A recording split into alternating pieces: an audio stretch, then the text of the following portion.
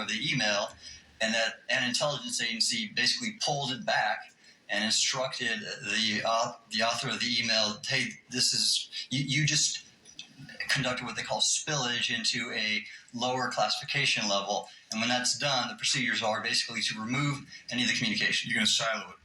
So, and you, Mr. Elizondo, you said in your report and your testimony today, a government work on the UAP subject still remains classified. Excessive secrecies led to grave misdeeds against loyal civil servants, military personnel, and the public, all to hide the fact that we are not alone in the cosmos. Fair? Yes, sir. All right. And all of you, and Mr. Shellenberger, by the way, I've read several of your books, Mr. Shellenberger, excellent stuff. What I would say, too, is you were asked about the veracity of the author of this report. You comfortable with veracity? Yes. Okay. And then, and I'll get to you in a second, Mr. Gold. We'll talk about Kuhnian and Lakatoshan scientific advancement and how we're obviating that through these processes. But we'll get to that in a sec. Because what I want to really get to is the ultimate question it really becomes this. For what purpose is the federal government overclassifying, because that's what they're doing, they're overclassifying, and forbidding the public for getting access to this? And if you have an explanation, I'm curious, because I know what I've been told. I just want to know from your perspective, why do they overclassify? Mr. Elizondo, you look like you're finger on the button, ready to go. Yes, sir. Forgive me. I think there's several reasons. I think at the time when this reality became evident to the U.S. government, we were in the middle of the Cold War with the Soviet Union, and we did not want to tip our hands to what our knowledge base was on this topic. We did not want to broadcast that to the Cold War. Cold War is long over. It is, sir. It is, sir. There's also then the philosophical argument that the Department of Defense and the intelligence community is solution-oriented. And when you don't have answers, it's a really tough spot to be in. It's easier to be quiet and suppressed than if you don't have the answer. Indeed, sir. In fact, there's a very real example when we built the U-2 spy plane and flew it over then Russia, and we're taking reconnaissance. And when we first started flying the aircraft, it flew so high and so fast we thought they weren't tracking us. In reality, they were tracking every flight.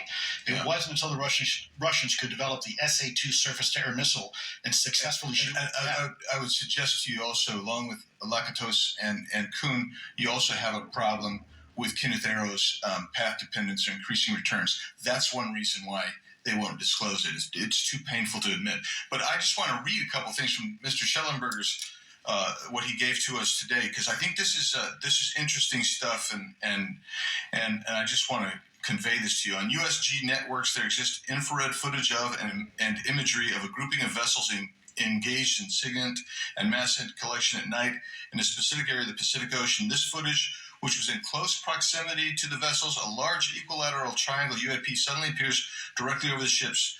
These three bright points are seen at each bottom corner of the UAP, which is observed to slowly rotate on its horizontal axis. And he goes on to describe that. And I just want to read one more, and I'm doing this because I think it's interesting. This stuff is interesting as anything. So let's get this one here, right here. While performing a routine airspace surveillance and control mission in the Eastern Air Defense Sector, an F-22 fighter observed multiple UAP contacts at mission altitude. Moving to intercept the F-22 pilot noted multiple metallic orbs slightly smaller than a sedan hovering in place.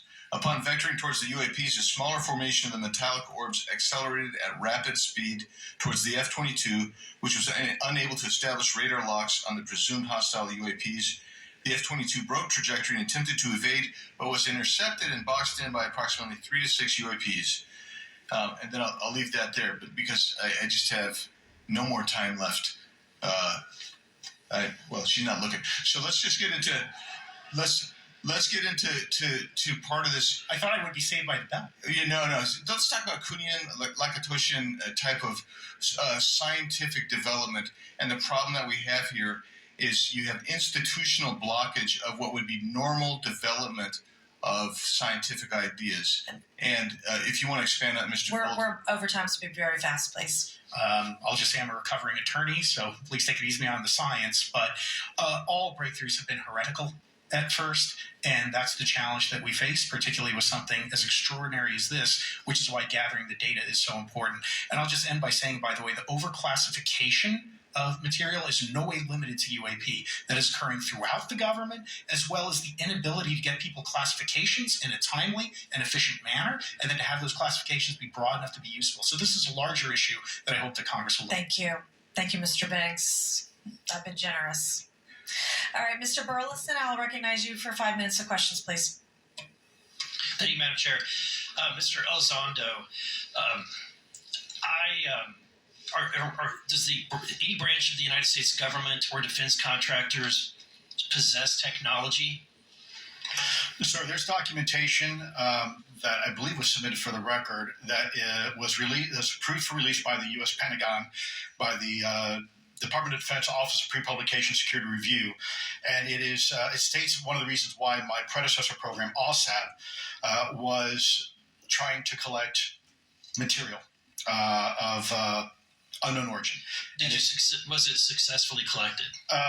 It was not. What happened is that there was an aerospace contract company that requested to divest itself of the material that was collected in the 1950s. Unfortunately, that didn't actually occur. So let's dive into that. The Robert Bigelow Company in Las Vegas, Aerospace, Nevada. correct. So there was a journalist, Christopher Sharp, who said that there was a transfer between Lockheed Martin, Bigelow Aerospace, and the CIA allegedly blocked this. Can you describe that? What Bigelow I can say is that it Aerospace. was blocked. Why it was blocked, I can only surmise.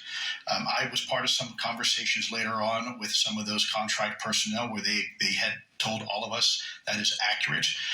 What we required was a memo from the Secretary of the Air Force in order to make that complete, and that never occurred. And so when Secretary Mattis became Secretary of Defense, I decided it would be appropriate for me to try to receive a memo from him as SecDef, as Secretary of Defense, if we could not get a memo from the Secretary of the Air Force to transfer that material.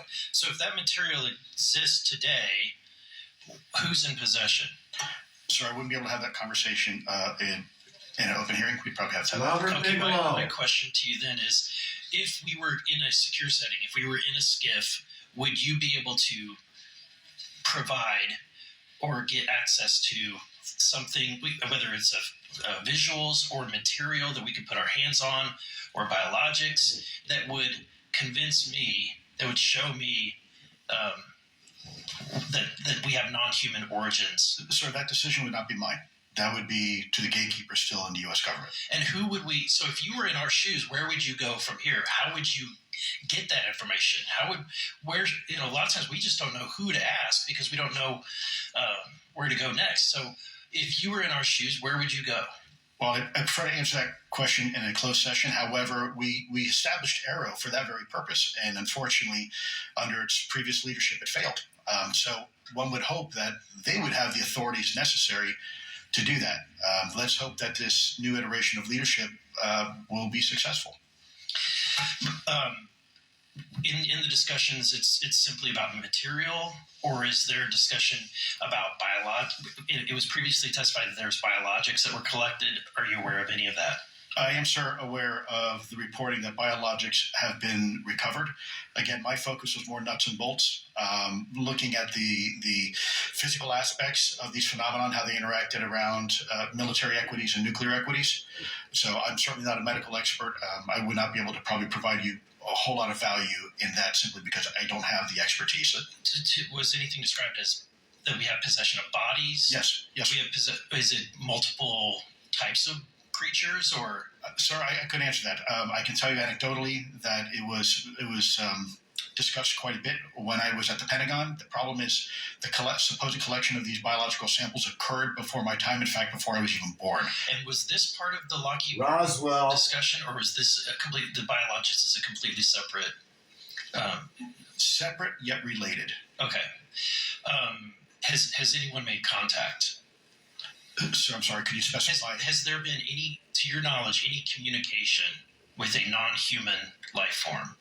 So the term communication is a bit of a trick word because there's verbal communication like we're having now. And the problem is you also have nonverbal communication. And so I would say definitively yes, but from a nonverbal meaning, when a Russian reconnaissance aircraft comes into U.S. airspace, we scramble 2 F-22s, and we are certainly communicating intent and capability. I think the same goes with this. We have these things that are being observed over controlled U.S. airspace, and they're not really doing a good job hiding themselves. They're making it pretty obvious they have the ability to even interfere with our nuclear equities and our nuclear readiness. Is the United States government and our contractors, are they pulling technology from this? Are they reverse engineering this? Sir, as I previously stated, please forgive me, I am not authorized to discuss specifics about crash retrievals. I signed documentation with the U.S. government. What I can say was, after a very thorough review process by the Pentagon, what I wrote about, and that was my limit, unfortunately, that I was given.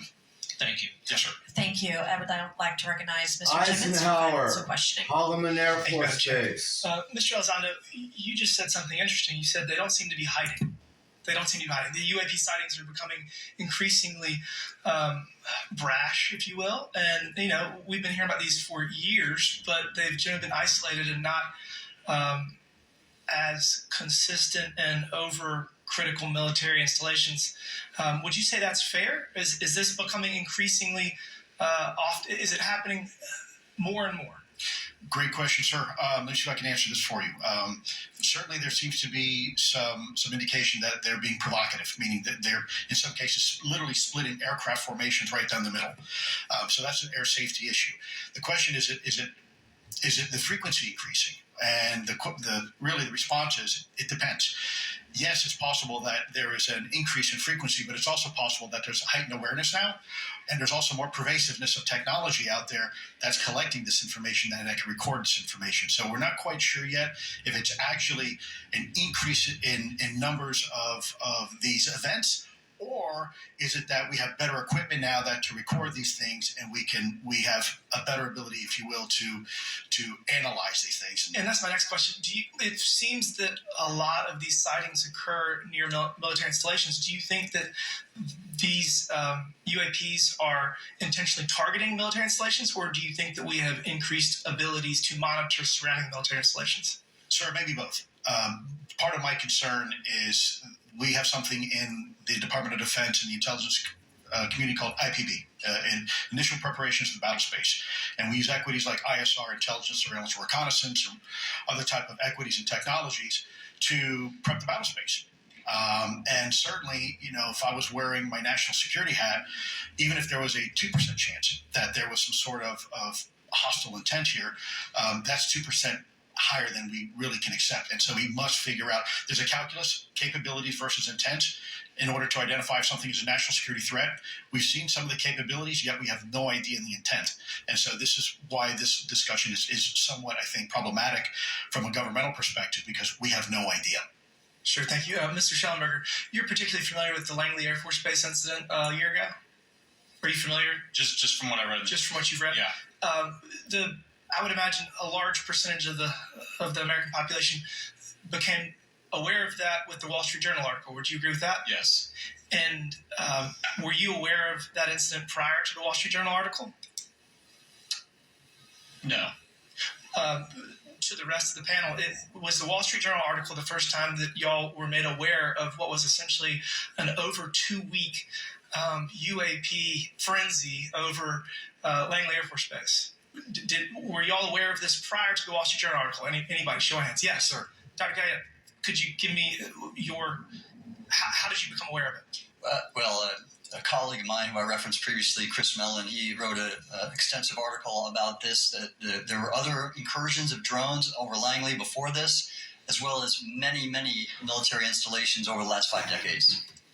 And it's my understanding there's been an ever-increasing in number, and I'm trying to think how to say this because I wear 2 different hats. I'm still in the Air Force.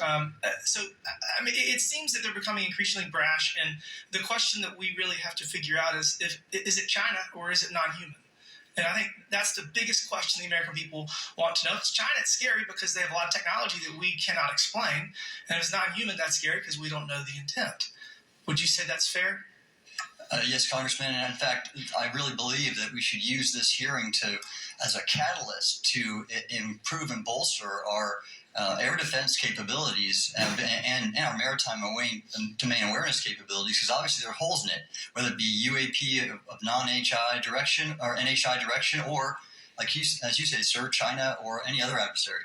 Are you all aware of any task force at the Pentagon or in the national security apparatus that's trying to assess the answer to that question? At the current moment, sir, no, but this is a great point. From 2020 to 2022, there was a UAP task force in the DoD succeeding where Mr. Elizondo worked, led by Jay Stratton, who had the first comprehensive whole-of-government approach to UAP, which involved pathways to declassification and to increase transparency, as well as assessing the national security risks of UAP. This was a really well-established approach, and we have all advocated that something like it return. I'm running out of time. The last thing is that we need authorities. The law enforcement, military do not have authorities to actually engage, and Congress needs to act to give those authorities to local law enforcement and the military so they have clear guidelines on how to assess these issues going forward. I yield back. Thank you. Thank you. I'd like to recognize Ms. Boebert for 5 minutes of question. Thank you, Madam Chair. Now that we have all been cautioned in this committee hearing that the mention of Pentagon's Immaculate Constellation program could put us on a list, well, I already find myself on many lists, I'm sure. So I speak my mind often, so why not just keep going with it? May as well just go all out and say it. The earth is flat, birds are government drones, and we've never set foot on the moon, and Joe Biden received 81 million votes in the 2020 election. So let's just see how many lists we could get on here today. But Mr. Shellenberger, I wanted to ask you, I think I understand from this hearing that you would agree that classifying information like this is not in the best interest of the people. Is that correct? Yeah, I mean, with the caveat that, of course, I would support classification necessary to protect secrets essential to national security, but I think it's pretty obvious that there's overclassification. Overclassification, yes. And so in most instances, if they can't tell us what, do you think at some point they'll at least tell us why? President-elect Trump has repeatedly committed to greater transparency, both on the UAP issue, on JFK files, on COVID origins, and many other things. So I think that we need to make sure that the next administration is held accountable for that. Agreed. And this is for all four of you. Yes or no, please. I have many questions I want to get to. Are there any known instances of recovered materials or technologies that are not of human origin and maybe connected to any advanced bioscience defense programs within the USG? I don't know. I wouldn't be able to answer that, ma'am. I don't know. I don't know. Okay, so there are rumors that have come up to the Hill of a secretive project within the Department of Defense involving the manipulation of human genetics with what is described as non-human genetic material, potentially for the enhancement of human capabilities, hybrids. Are any of you familiar with that? Yes or no? No, ma'am. I am not, ma'am. I'm not. No, ma'am. Okay, I would like to know, with Immaculate Constellation, how does this relate to UAP activities, Mr. Shellenberg, in oceanic environments? Are there any instances where the Navy or other maritime forces have encountered UAPs that could not be explained by known technology or natural phenomena? Yeah, the Immaculate Constellation covers both terrestrial and oceanic, and there's actually a number of cases described in the report that occur in the ocean. And do you believe that there is a concerted effort by the Pentagon to keep Congress out of the loop regarding these UAP activities, specifically in our waters? Yes. I think it's about 5% of our ocean that's actually been studied in detail by man, and we've studied more of space than we had of our own oceans. And so, are there any accounts of UAPs emerging from or submerging into our water, which could indicate a base or presence beneath the ocean's surface? I don't know about a base, but as I mentioned, I had a different source entirely describe this pretty extraordinary footage that exists of orbs, of an orb coming out of the ocean and being met by another orb.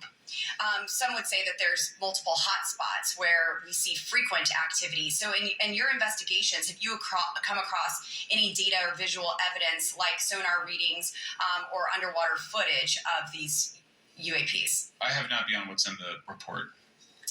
You've written about UAPs not only in the air but in underwater. Are there any specifics on what you've learned about the UAP activity in our oceans? Particularly, have you spoken with sources who have provided any evidence or eyewitness accounts of these UAPs interacting with our naval forces or being detected by our underwater surveillance systems? Nothing beyond what's in the report and then the specific case that I mentioned with the orbs. And so this report says it all. There's no other information that we are aware of regarding the activity within our waters. I have other sources that have told me that have shared a significant amount of information, but they're not comfortable with me sharing it at this point. Okay. Are there any technological capabilities observed in these oceanic UAPs that seem to defy our current understanding of physics or our engineering capabilities? It seems like they all do. Yes, I would agree with that. My time is up, but I do appreciate your bravery, your courage for coming here and speaking today. And it seems like there's still some questions that we need answers to, and we will not relent until we get those to the American people. Thank you all. Thank you. I move to allow myself and the ranking member 5 additional minutes for questions without objection, so ordered. Mr. Elizondo, were you read into the Immaculate Constellation program? Ma'am, I would not be authorized to confirm nor deny the existence of any ongoing or past program, especially as it relates to a special access program, either by name or trigraph. Okay, and then does the U.S. government or private contractors, they work with other foreign countries, China, for example, to exchange data, quote from a source, that intelligence data about UAP? Let me see if I can answer that a little bit more generally, ma'am. Mm-hmm. We do have foreign material exploitation programs. That is something that is widely known, and that term itself is unclassified. How exactly that works becomes a bit sensitive. It's a discussion we could certainly have in a closed session if you like. We do work with international partners and allies quite often, not just in military exercises and workups, but in other intelligence efforts as well. In terms of material that's given to private contractors, is certain material given to certain contractors because of their experience? So, for example, if it's related to submerged and undersea propulsion, would it go to a general contractor like General Dynamics? Yes, ma'am, absolutely correct. Different contractors have different levels of expertise. What's Lockheed's expertise? Aerospace, ma'am. In the UAP space, that's all. They wouldn't do submerged. No, I didn't say that, ma'am. Okay. Lockheed Martin and others do quite a bit of work both in our atmosphere, in space, and even underwater. There are certain efforts to. It's a tough question you're asking. Put me on the spot here. I'm looking for the answer. Yes, ma'am. No, they are involved in a lot. I would rather let Lockheed Martin explain the different domains that they are involved with. I'm not authorized to discuss that, but they are involved in a lot of different areas and domains. Admiral, flight safety risks for our pilots, based on what you've experienced and seen in your career. They are extensive, and the one exercise I referred to where I received the email that was then deleted was the pilots, and this is worth bringing out. There are debunkers out there who have said the GoFast video was just a balloon. That was only one video that was released. There were dozens of these encounters that pilots and friends of Ryan Graves, who's in this room right here, witnessed and caused significant safety concerns. And to almost call out an exercise and shut it down, which is very compressed, and the carrier's getting ready for deployment, and the pilots have to get certified to land on a carrier, it's extreme, to say the least. All right, I have two last questions. Real quickly, Mr. Shellenberger, how do we get more whistleblowers to come forward? Well, this hearing is very important, and obviously, I can't encourage whistleblowers to obtain information, but I can guarantee that I will protect them and go to prison to protect their identities if they come to me. Yes, sir. Okay, my last question. The first hearing we had on this, I never briefed on UAPs or what they were, biologics, non-human, etc. How would you define, each of you, my last question, how would you define non-human biologics, non-human intelligence? What are we actually talking about? Admiral, and we'll go down the line. I don't think it's a stretch when you look at the diversity of life on this planet and the size of this universe to think that there will be more diverse, higher order, non-human intelligences throughout the universe. And that's probably what's visiting us. I would take the scientific approach. The definition would be the ability to react to a stimulus in a manner that requires an intellectual thought process. I just don't know. I think we must be modest in our assumptions that we're looking for intelligence. That could be biological. It might not. Non-biological. But what non-biological intelligence, what does that mean, though? Artificial intelligence, ML, machines. We assume that all intelligence would be like us. And every time we look out in the universe, we are humbled relative to what we don't know in terms of the forms of intelligence and what it may take. I can assure you I probably can't ask you your question, but I think the ultimate answer is going to surprise us all. And then Mr. Garcia did a few closing remarks. And I know we're about to hit votes here, so I'll be brief. Just I want to thank you all for being here. I want to thank Chairwoman Mace especially for holding this important bipartisan hearing. And I want to thank all the committee members that are interested in this topic. I think our commitment to all of you and all the folks who have contacted us, and certainly to the advocates and the pilots, is that we need to continue investigating UAPs. I think the country the country is owed explanations and to ensure that the safety of national security is always protected. This is a conversation and questioning that must continue. So I'm very grateful to all of you. And I also just want to add just personally, I think it's really important for me. Two things guide my questioning and my observations on UAPs. One is we should always be guided by facts, science, and data, and stay serious on those issues. And the second thing is I think that we should not limit our imagination and our thoughts and our curiosity on what UAPs can actually be. And I think those two things for me are really important, and I'm grateful for all of you to be here. So with that, I yield back. Okay, and we have Mr. Ogles, who is on the way. He's going to be here any second. Is that correct? Want to check, and he'll be the last member with questions that we have today, and then we have votes. So we want to thank you all for being here. I want to thank Mr. Garcia and folks on both sides of the aisle for being here today and being patient. We have a lot more questions, and I hope that this will open the door to more hearings in the future. I obviously would like to know how much taxpayers are spending on this. You have the right to know, but also if we're spending money on something that doesn't exist, why are we spending the money? And if it does exist, why are we hiding it from the public? And of course, our national security is a huge issue, because if there's technology that could harm us or our allies that are in the hands of our adversaries, we obviously want to stay ahead of that to the best of our ability to ensure that that technology is not in the hands of someone who could use it against us or our allies anywhere in the world. So, Mr. Ogles, you're just in time, babe. I will recognize you for 5 minutes of questioning before we head on out today.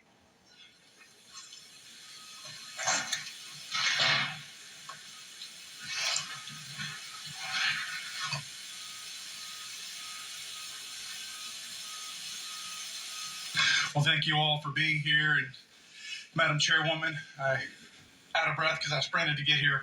But this is an important hearing. I think we all know that there's something going on. Mr.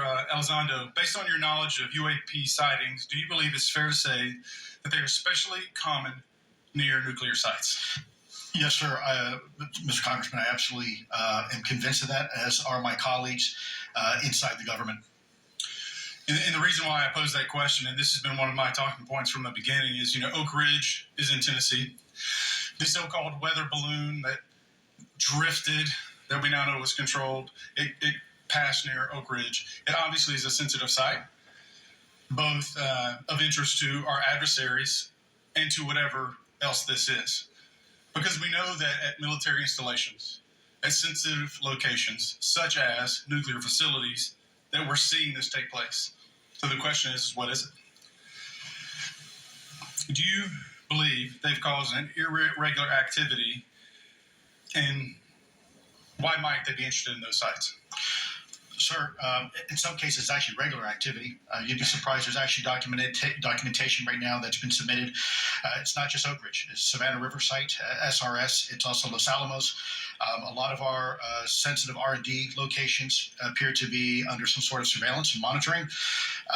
Why? Well, because a lot of innovation comes out of those areas. A lot of new technologies, a lot of, if you will, disruptive technologies that we use for our national defense originates out of those locations, and advanced concepts in physics as well. So if I was doing any type of reconnaissance, even on a foreign adversary, that's a great target to start with. Sure, and again, this has been one of my talking points. I do have questions. What role might the Department of Energy or its subsidiaries or affiliates have in this type of technology, or possessing this type of technology, whether it's ours or others? Mr. Gallaudet, I think your testimony has been pretty clear, but would you please reiterate that do you believe UAPs pose a threat to pilots? Excuse me. Yes, sir. Absolutely. They were threatening Navy pilots during the exercise that I was. My people were involved with in 2015, and it's my understanding they're risking pilot safety, commercial and military, today. Well, considering, and I understand that there's a need in some cases to keep certain technologies secret, but you believe that it is posing a threat to our personnel, correct? Yes, sir. So I think it's reasonable to conclude that if there's a threat to our personnel who are serving our country faithfully, that there be oversight.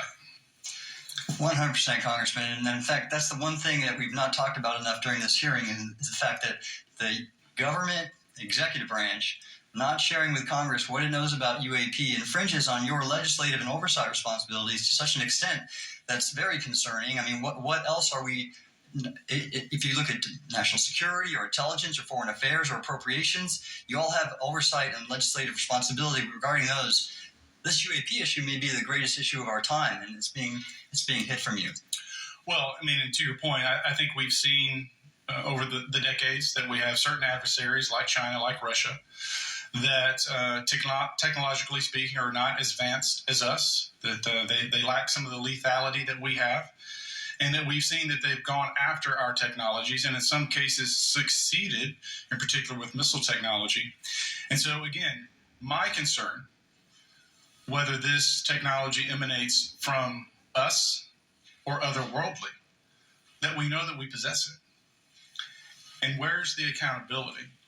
Where are the stopgaps? What are the guarantees that if this were to fall in enemy hands, that it isn't immediately weaponized against us? And I'll say this, it is clear from my experience and what I've seen that there is something out there. The question is it ours? Is it someone else's? Or is it otherworldly? And Madam Chairman, I would posit that as the legislative body, as the regulatory body, we must know. And anyone who prevents us from gaining access to that information, I would consider that criminality. Because we have U.S. personnel who may very well be in harm's way. We have technology that ultimately may threaten our very existence. With that, Madam Chairman, I thank you for your indulgence, and I yield back. Thank you, Mr. Ogles. And with that and without objection, all members will have 5 legislative days within which to submit materials and to submit additional written questions for the witnesses, which will be forwarded to the witnesses for their response. If there's no further business without objection, the subcommittee stands adjourned.